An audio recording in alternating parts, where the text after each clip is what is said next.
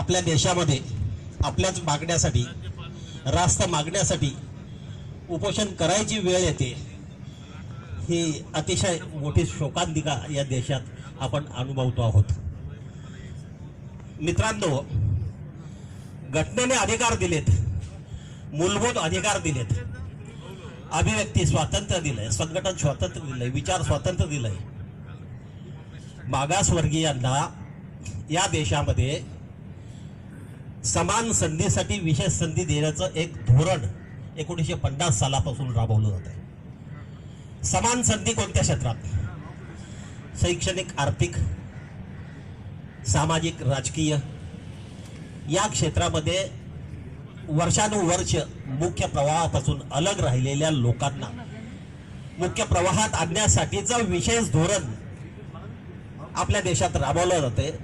परंतु गेल्या काही वर्षात असा काय अनुभव येतोय आणि मागील सरकारमध्ये तर असा अनुभव आलाय की मागासवर्गीयांचं आरक्षण बंद कसं होईल, मागासवर्गीयांच्या पदोन्नती बंद कशा होतील, मागासवर्गीयांना शिक्षणापासून वंचित कसं ठेवता येईल, मागासवर्गीयांना या देशातून हद्दपार कसं करता येईल, किंवा मागासवर्गीयांना पुन्हा हजारो वर्ष खाईत कसं लोटता येईल, अशा प्रकारचे अनाकलनीय प्रयोग आपल्या देशात, आपल्या राज्यात चालू आहेत। मित्रांनो, मागच्या सरकारने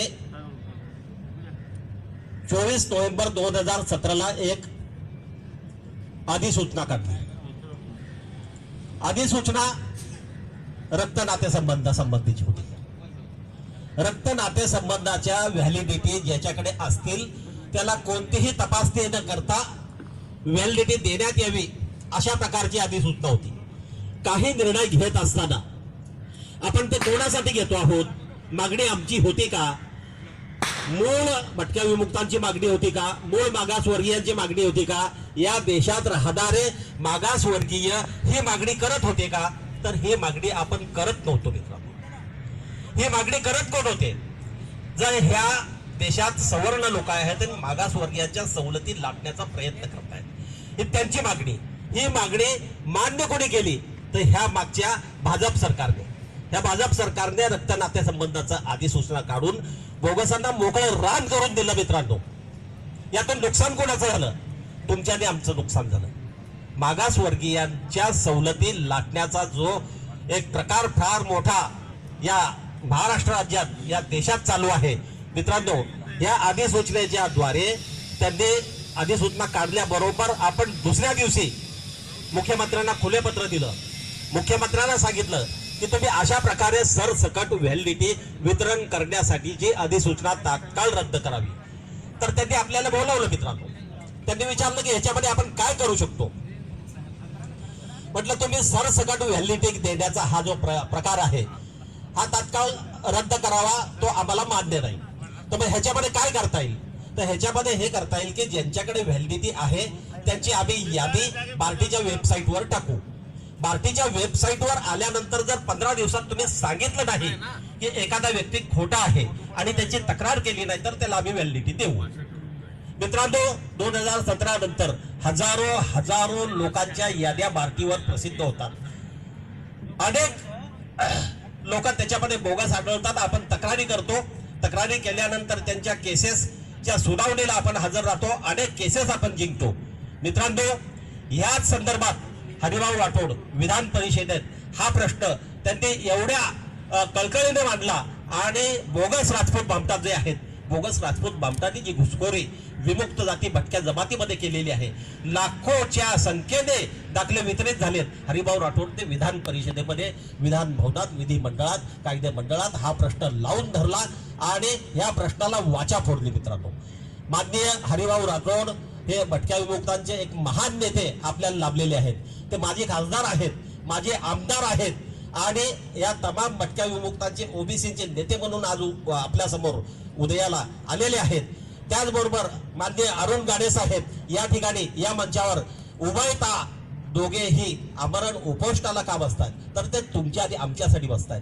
त्यांचा वैयक्तिक काहीही फायदा नाही याच्यामध्ये, परंतु फायदा हा समाजाचा व्हावा। डॉक्टर बाबासाहेब आंबेडकर नेहमी म्हणायचे माझ्याच समाजातील शिकलेल्या लोकांनी माझ्याच समाजातील गरीब लोकांचं नुकसान केलेलं आहे.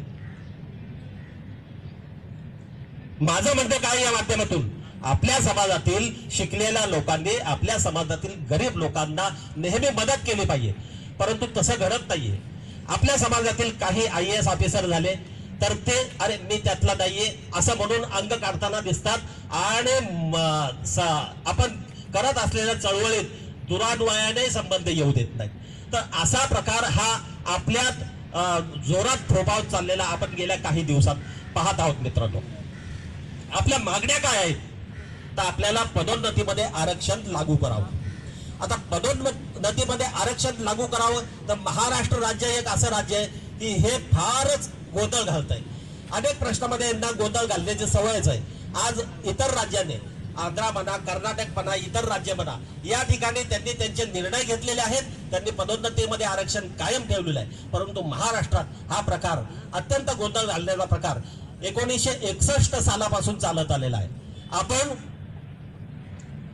मागासवर्गीय का आहोत हे 1950 साली राज्यपालांनी, राष्ट्रपतींनी जी अधिसूचना काढली त्याच्या अन्वये मानवी दिनांक ठरवले गेले आणि आपण मागासवर्गीय ठरवलं गेलो.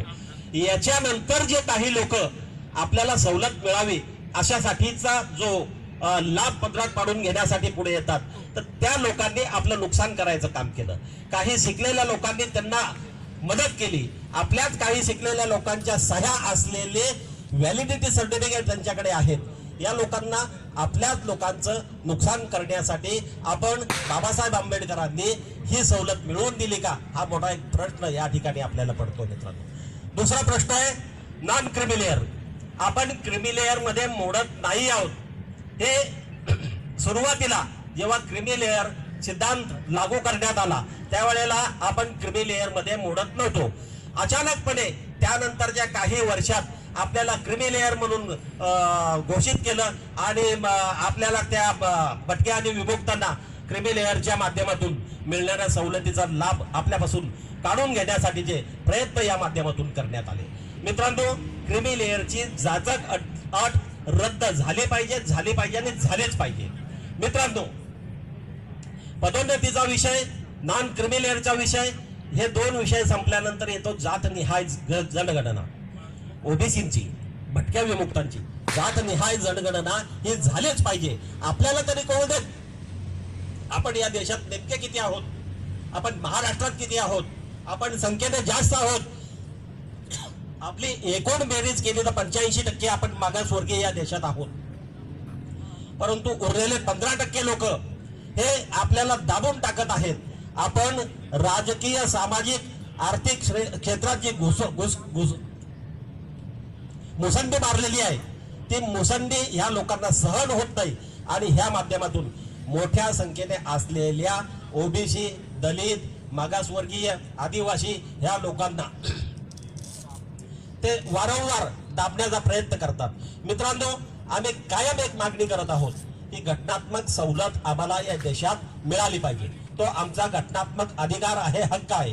घटनात्मक संरक्षण आम्हाला मिळालं पाहिजे. भटक्या विमुक्तांना, आदिवासीच्या तत्सम असणाऱ्या सवलती, अनुसूचित जातीच्या तत्सम असणाऱ्या सवलती मिळाल्या पाहिजेत. याविषयी गेल्या अनेक वर्षापासून आपण या माध्यमातून लढत आहोत, लढा देत आहोत. मित्रांनो, भटके विमुक्त यांना ब्रिटिशांनी ट्राईब ठरवलेला आहे. आधी डिनोटिफाईड ट्राईब्स म्हणून या लोकांचं वर्गीकरण 1871 पासूनच केलेलं आहे. मित्रांनो, ज्या जाती जमातींचा समूह ब्रिटिशांच्या काळात ट्राईब होता तो अचानक या आपल्या सरकारच्या काळात या जाती जमाती कशा होतात, ट्राईब्स या जमाती आहेत त्या जाती कशा होतात, हा एक संशोधनाचा प्रश्न आहे. मित्रांनो, ज्या जाती जमाती या देशातल्या मूळ आहेत, आदिवासी आहेत, मागासवर्गीय आहेत, ट्राईब्स आहेत, त्याच लोकांना आम्ही आदिवासींच्या तत्सम असणाऱ्या सवलती द्या अशी मागणी आपल्याकडे वारंवार करत आहोत. या दृष्टीने इकडे विचार होणे गरजेचं आहे. आपल्या प्रश्नांसाठी वारंवार विधान परिषदेत म्हणा किंवा रस्त्यावर म्हणा किंवा समाजात म्हणा, प्रत्येक ठिकाणी हरिभाऊ राठोड यांनी हा प्रश्न आपल्या समोर मांडलेला आहे. मागच्या 2 वर्षापूर्वी सुद्धा त्यांनी याच आझाद मैदानावरती फार मोठा एक कार्यक्रम घेतला होता आणि त्या माध्यमातून आपण सर्व या ठिकाणी जमा झालो होतो. परंतु आजचा प्रश्न वेगळा आहे मित्रांनो. आज आपण उपोषणाला बसलो आहोत. उपोषणाचा प्रश्न माध्यमच हे आहे की आपण हे उपोषण आमरण उपोषण घोषित केलेलं आहे आणि आपल्या मागण्यांना जोपर्यंत आपल्या मागण्या पूर्ण होत नाहीत तोपर्यंत आपण हे उपोषण चालू ठेवणार आहोत. या उपोषणाला आपण लाईटली घेता कामा नये. या सरकारला विनंती आहे की भटक्या विमुक्तांना, मागासवर्गीयांना, आदिवासींना, ओबीसींना आपण कृपया लाईटली घेऊ नये. अन्यथा फार मोठा उद्रेक या देशात, या राज्यात होण्याची शक्यता नाकारता येत नाही. मित्रांनो, आपण सत्ता परिवर्तन घडवून आणू शकतो आपल्या माध्यमातून. मित्रांनो, आपण या देशाचे राज्यकर्ते बनवू शकतो. डॉक्टर बाबासाहेब आंबेडकर आपल्याला हेच म्हणायचे की राज्यकर्तेपणा शिका, संघटित व्हा, संघर्ष करा. शिकलेल्या लोकांनी आपल्याला पाठिंबा दिला पाहिजे, संघटित झालं पाहिजे आणि संघर्ष करणाऱ्याला ताकद दिली पाहिजे. आपल्या माध्यमातून मित्रांनो अनेक प्रश्न या माध्यमातून आपण या ठिकाणी सोडवणं गरजेचं आहे. अनेक मान्यवर व्यासपीठावर उपस्थित आहेत. त्या सर्वांचं या ठिकाणी मनपूर्वक स्वागत आहे. आपले नेते थोडे विश्राम करत आहेत आणि यासाठी आपण सर्वांनी घोषणा द्यायची आहेत. हरिभाऊ राठोड आगे बढ़ो, हम तुम्हारे साथ है. नंतर अरुण गाडे साहेब आगे बढ़ो, हम तुम्हारे साथ है. नंतर येणार हम सब एक आहे. हरिभाऊ राठोड आगे बढ़ो, हम तुम्हारे साथ हैं. आवाज जोरदार आला पाहिजे. हरिभाऊ राठोड आगे बढ़ो, हम तुम्हारे साथ हैं. हरिभाऊ राठोड आगे बढ़ो, हम तुम्हारे साथ हैं. अरुण गाडे आगे बढ़ो, हम तुम्हारे साथ हैं. अरुण गाडे आगे बढ़ो, हम तुम्हारे साथ हैं. हम सब एक है, हम सब एक है, हम सब एक है, हम सब एक है. धन्यवाद.